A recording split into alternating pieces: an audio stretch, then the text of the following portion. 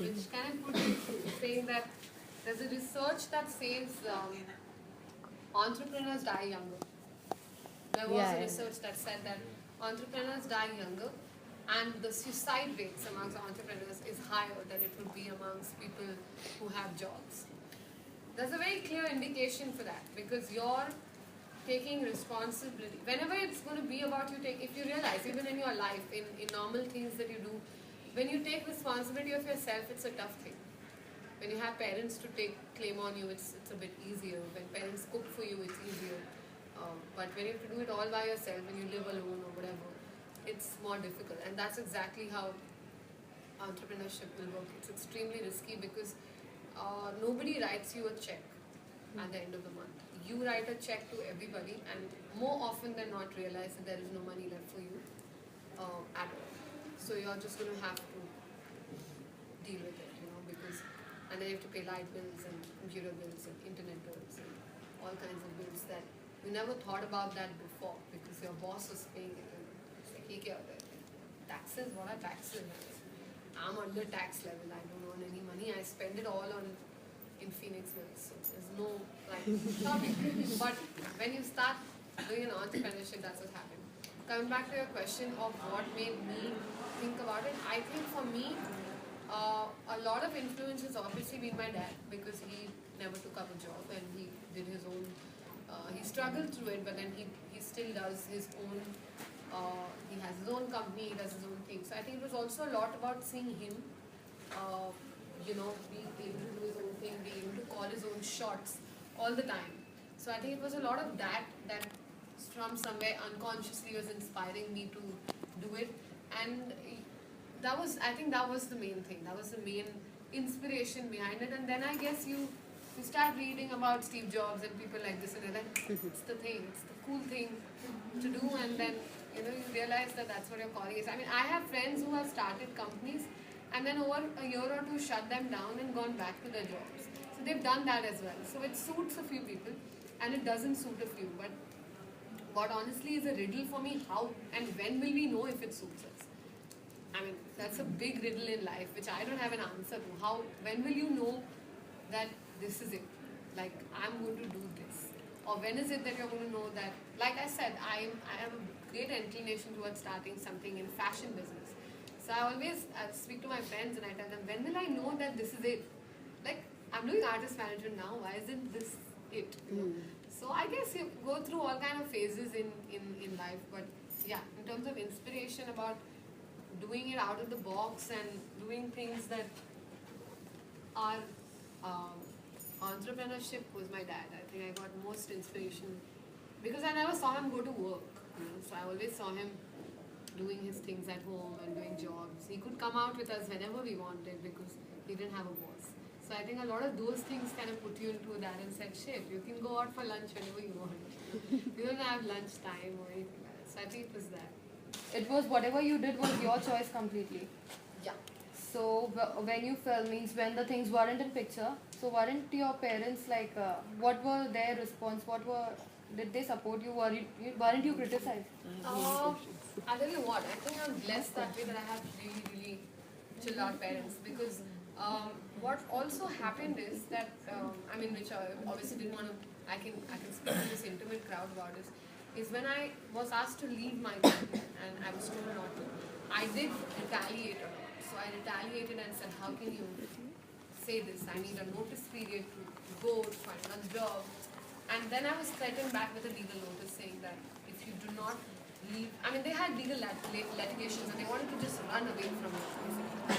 So they said, if you make any legal litigations against us, we will throw that back on you. So it was difficult for my parents. I was 21, stuck in a legal battle. So I'm just glad they were there. They were there to kind of help me out. They were there to fight it out on my behalf, because I can be here right now and talk about it, but I couldn't do it that time. It was very difficult. You're like, my life is over. That's what you think. You're saying, I might have to go to court. So that thought, you just think your life is over. Like it's not happening anymore. None of that happened. I didn't have to go to court. There were no legal litigations or anything. But I was glad that my parents were with me. So I've been very lucky with them, that they've stood by. Because when I said artist management, my parents, my mom doesn't, but my dad has a music background. But he didn't know what an artist manager is. Like, how do you make money out of being a manager? Also, I'm telling you, like, your immediate family and your relatives will say manager. It's not, you're not a manager. It's a lot more than that. So for many starting years of my life, when my relatives asked me what I do, I said event manager. Because like how more easily do you explain that? So when I tried to explain as an artist manager, they said, "Acha, aap PA ho." I said, "No, I'm PA nahi. I'm not a personal assistant for anybody. I'm an artist manager. I find talent." They said, "Acha, orchestra hai." Orchestra nahi hai. Orchestra nahi hai. And then like you would have these questions and you say, "Acha, so ye kar." अच्छा तो job कहाँ लिया? I said नहीं यही job है. There is no other job. This is what I do. This is what I do. And then like अच्छा. And then so one half of my family is Punjabi and one half of my family is Maharashtrian. So my mom's a Punjabi, my dad's a Maharashtrian. So they're extremely loud and extremely not so loud people. So the loud side of the family would say अच्छा तो कितना कमा लेते हो? I'm like कुछ भी नहीं. अभी तो कुछ भी नहीं. They, oh really? So those are the conversations that you have to go through when you take like an out of the box career. Because how are you going to explain? So I think at that point it's very important that your parents understand. Otherwise you're gone. Because you're like, if your parents also don't get it, so then immediate family is a faraway thought to explain. So I was very lucky that they understood it and they got that I wanted to do what I wanted to do. And they were okay with it. They were okay to at least let me try it out, They said, they obviously on and off keep checking. Even today, on and off they keep checking with me if I'm doing okay and if, my financials are fine. And, because artist management also includes a lot of emotions. You invest a lot of emotions in this business because you sign artists, you find them, and then you're on a journey with them till they become really famous. And not everybody can handle it when they become famous. So I've had times when I've made people famous. I know that I've been responsible for people being famous, and people have turned back at me and said, "That's it. I don't want to extend this contract anymore." So that happens, and that is as painful as a heartbreak, by the way, because you're like, what is happening, And the legal system in the country is not that strong that, if I was in LA, I could sue people right now. I would be so much richer right now for my artists ditching me without a notice or ditching me, or I could ask for royalties for life. Like in LA, if you are responsible for making a record sale going up by so much %, whether you're their manager or not, you will still get those royalties lifetime because your work was contributed to that. Are you guys going to LA? No. Just did a hi-fi dissection. This is that's the plan, okay. So, but then that's not how it works here. By the time I put a case, my grandchildren will also not be going to court. So it doesn't make sense. So then you just deal with the heartbreak, and then you go ahead and then you become philosophical and you say karma is a bitch, and you just go ahead and you live life the way it is, So yeah, obviously I keep learning. So now I try and invest lesser amount of emotions than I would when I first signed an artist, So I guess it's a constant learning also. Constantly you're learning things you should do and you shouldn't do. That doesn't stop. And because there's no school of artist management, you only have to learn on the job, there's no other way to do it. How is the rivalry in this field? Other managers trying to get in your way, you trying to get in some places, trying to steal your artists? I might sound a little boisterous here, but I don't really care. Like, I've never fallen in. I really don't know because I haven't gone into that. Like, what happens as a circle, okay? And when you enter that circle, it's all messy there because everybody is pushing and shoving. So when you're outside that circle, you're away from all this shit. But you being outside also means you could be the slightly non-famous one. I'm okay with that because like I said, I don't want to invest that many emotions into this entire thing. And I think I've just made, I'd like to believe I made a niche for myself here. I am not the manager who will fight to manage Agni. I'm not the manager who will fight to manage an Indian Ocean. My calling is where I want to find an artist that might become an Indian Ocean tomorrow. So, and I know that I can very clearly say this. I know that there are no managers around who want to do that. And I've been told by other managers, saying, how do you do this? Like, you banda famous hai hi nahi, so why do you want to manage him? So I'm like, I mean, exactly why you want to manage the famous guy, considering, I mean, who's going to do it? Someone has to do it. And I'm not doing it, and I'm being very clear, I'm not doing this as charity. I like doing it. So that's why I find artists that are not famous, and I like that journey of being able to mold them into something that I will be proud of tomorrow. So there is no competition because nobody wants to do this at all, like at all. So I'm not competing, so I have no competitors in that sense. That I'd like to believe I have no competitors. And in about me getting into the way of other people, I don't want to manage an Indian Ocean. There's too many tantrums involved. So I don't want to manage an Indian Ocean, or I don't want to manage a Indiscreet or a Pentagram for that matter. Because if I want to, if I have an inquiry, I know people who can just call them and get a gig, and I can make my money off it. I don't have to manage them to be able to know them. So there is no competition, honestly. It's constantly competing with yourself, whether you want to do baking, fashion, or arts. That's about it. That is the competition. There's no. Tell us something funny that has happened in a gig. I'm very sure because last time the Junkyard Grove came here, I think one person he climbed up the pole, the vocalist he climbed up the pole, and the mic was out of range and he was singing all them. That's what alcohol does to people. But I'm sure you. yeah, like every gig you have something ridiculously funny happening, and you know people don't like. Sometimes it happens within us and the audience doesn't realize it, but we know what a big fuck up that was, like how bad it was. Okay, so I think the most recent one is Sula Fest. So Vineet Piku is an artist that I manage, and he has a Sarangi player, like I mentioned to some of you, whose name is Shah Rukh Khan. I'm not kidding, his name is Shah Rukh Khan. So we forgot our electric tanpura. You guys know what an electric tanpura is? We forgot an electric tanpura back home. So we got the app down on our phone. So Shahrukh got it on his phone, and we said we will just put it close to the mic, and it's a makeshift, you know, for now. You can't arrange for a tanpura. Not many bands even use tanpura these days. So we said we'll do that. And Shahrukh doesn't play on all the songs. So he played his song and he ran to the loop because he was going to come 2 songs later. But Mr. Khan took his mobile phone with him. So the next song is about to start, and Vineet is looking at me. Everyone suddenly turns to me and I was, I'm like, call who? Do you want me to call someone right now? Because I couldn't understand. I was backstage, but he couldn't say it on the mic, so I couldn't get what he wanted. And then, like, he should have said Tanpura. He kept saying call, so I was wondering who he wanted me to call. So then I had to jump on stage and I said, what happened? And he's like, Shahrukh is not here and I can't start the song without the tanpura because he wants to tune his guitar. And I'm like, oops, like where do I find him now? So this is in the middle of the show. I'm finding Shahrukh everywhere it's possible. And I cannot, like I'm running around the venue trying to find him.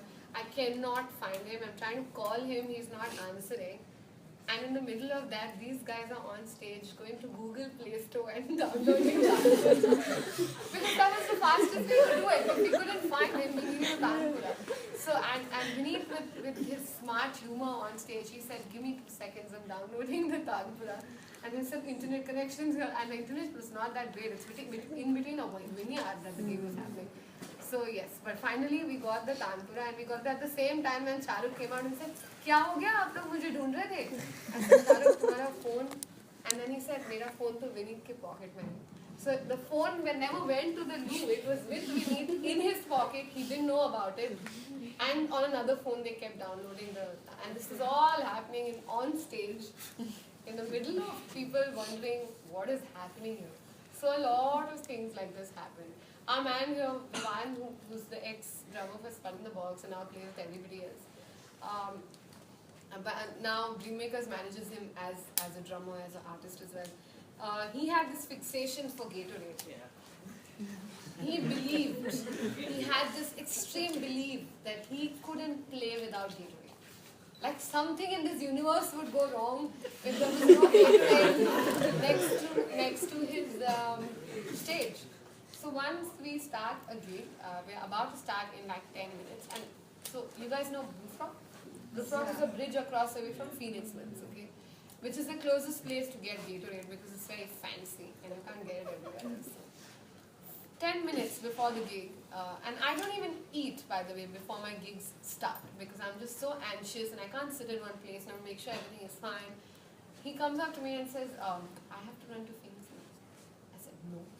You cannot run to Phoenix Mills now. It's like 6 minutes to go from the show. He's like, no, I can't play without Gatorade.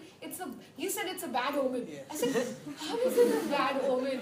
Nothing's going to go wrong. I said, we'll give you sugar water or something. What is it? It's sugar water end of the day. So we'll give you something else. Just be there. He said, no, it's impossible. I cannot play a gig without Gatorade. And this is like 5 minutes to go and I'm just like, what the fuck am I going to do now? He refuses to go on stage. And that's, I think, the first and the last time I yelled at him. And I said, he's not going anywhere at all. And I bought him a chocolate pastry and I said, eat this. That's what it's been since then. I said, eat this. Because, I mean, I get it. You all, by the way, should come and see Vivan perform. He's like an energy drink himself on stage. So he needs that sugar rush to happen. So then we shoved a pastry in his face and said, go on stage. And I remember we were guarding the gate. We were like, he's going to try to run away. We cannot let him go. I know, but he played the gig and everything was completely normal. No bad omen, no hell broke down. Nothing happened. It was a fabulous gig.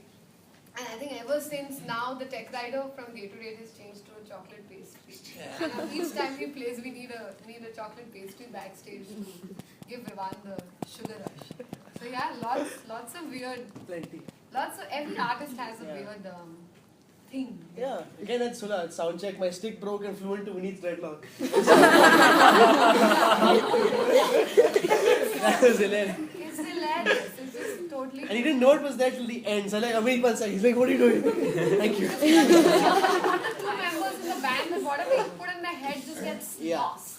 Just never find it, ever.